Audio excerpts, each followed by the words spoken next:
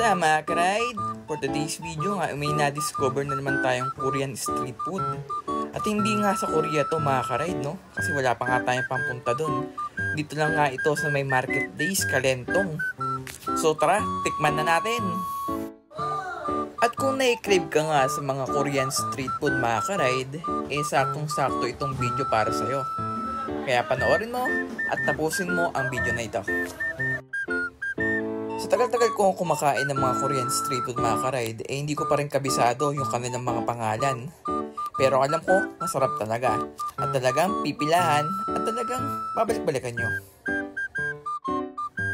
So for today's video nga, kasama ko dito yung mama ko.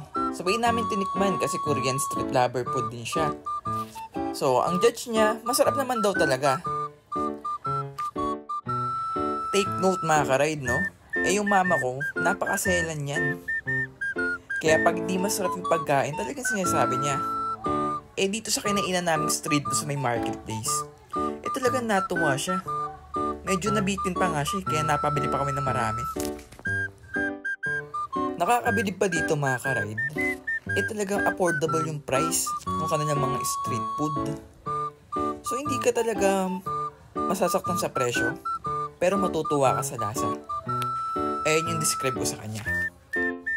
Kaya kung ako sa inyo mga ka-ride, kung gusto nyo nga tikman itong Korean street food, eh nandito lang ito sa marketplace, sa may Kalentong.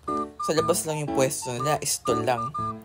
Pero hindi ka magsisi pag natikman mo to. So, kung nagustuhan mo nga itong video ko, eh palike naman and share yung ating video. Salamat!